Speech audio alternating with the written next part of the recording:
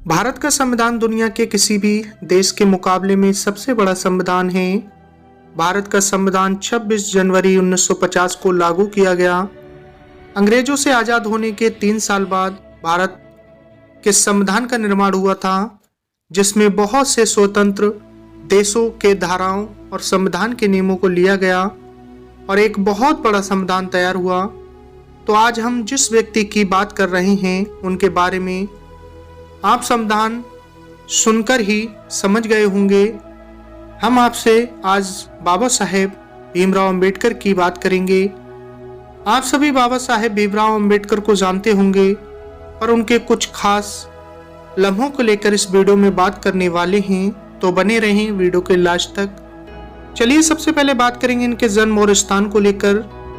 बाबा साहेब भीमराव अंबेडकर का पूरा नाम भीमराव रामजी अंबेडकर था, जो कि आगे जाकर बाबा साहेब के नाम से विख्यात हुए।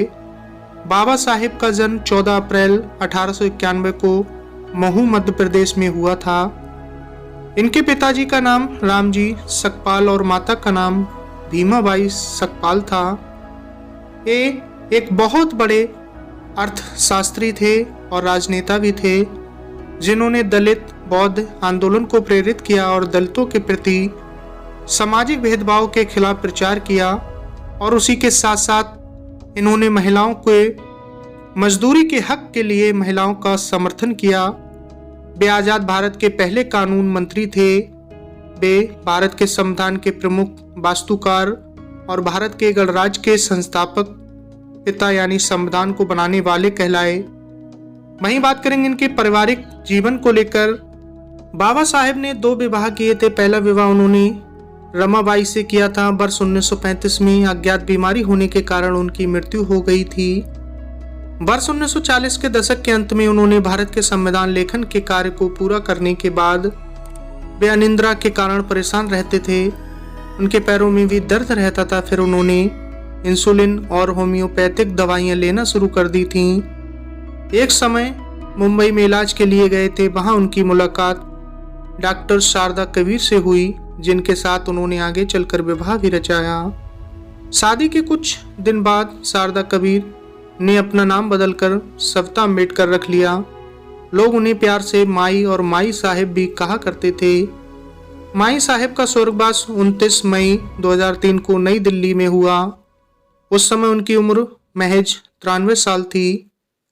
वहीं बात करेंगे इनकी शिक्षा को लेकर।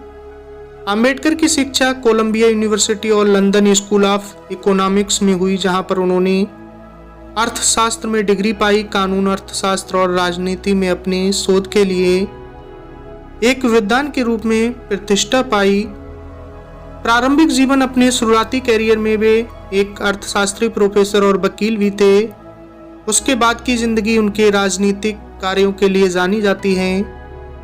वे भारत की आज़ादी की लड़ाई, बातचीत और आज़ादी के प्रचार के लिए स्वतंत्रता सेनानियों के साथ जुड़ गए। उनकी साथ साथ उन्होंने कई पत्रिकाओं का प्रकाशन किया, दलितों के राजनीतिक अधिकारों के लिए लड़े और दलितों के सामाजिक अधिकारों के लिए वकालत भी की।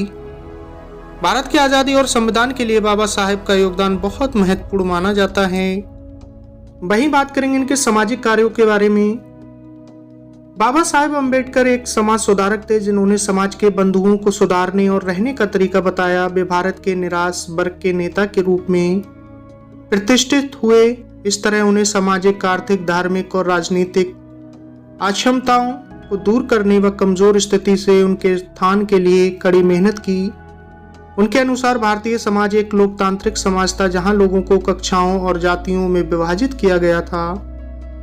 सन 1990 में उन्हें मरणोपरांत भारत का सर्वोच्च नागरिक पुरस्कार भारत रत्न दिया गया। बाबा साहेब की याद में भारतीय संस्कृति में कई स्मारक और चित्रण शामिल हैं। वहीं बात करेंगे अंबेडकर की जाति को लेकर। भीमराव अंबेडकर जी का जन्म महार जाति में हुआ था। यह जाति महाराष्ट्र और इसके आसपास के इलाकों में निवास करती है। भारत में कहीं कहीं महार जाति क्षत्रिय जाति से भी ताल्लुक रखती है। हिंदू जातियों में इसका स्थान दलित जाति का था। महाराष्ट्र की जनसंख्या का 10% महार लोग का है। महार जाति के ज्यादातर लोगों ने बौद्ध धर्म अपना लिया है। श्री आर.बी. रसेल के अनुसार महाराष्ट्र का नाम महारो के कारण ही महाराष्ट्र यानी महारो का राष्ट्र पड़ा। वहीं बात करेंगे बाबा साहेब की मृत्यु को लेकर। साल 1948 में भीमराव अंबेडकर को डायबिटीज जैसी लाइलाज बीमारी ने जकड़ लिया, जो कि आगे चलकर उनकी मृत्यु का कारण बनी।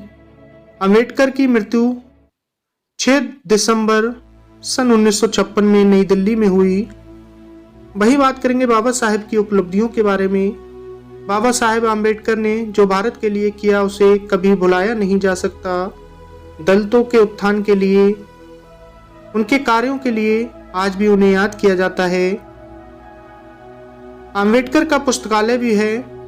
बाबा साहेब के राजगढ़ वाले निजी पुस्तकालय में 50,000 से भी अधिक किताबें थीं और ये दुनिया का सबसे बड़ा निजी पुस्तकालय था। डॉक्टर अंबेडकर को 9 भाषाओं हिंदी, पाली, संस्कृति, अंग्रेजी, फ्रेंच, जर्मनी, मराठी, फारसी और गुजराती का ज्ञान था। तो दोस्तों, ये थी इनके जीवन से जुड़ी कुछ जानकारी।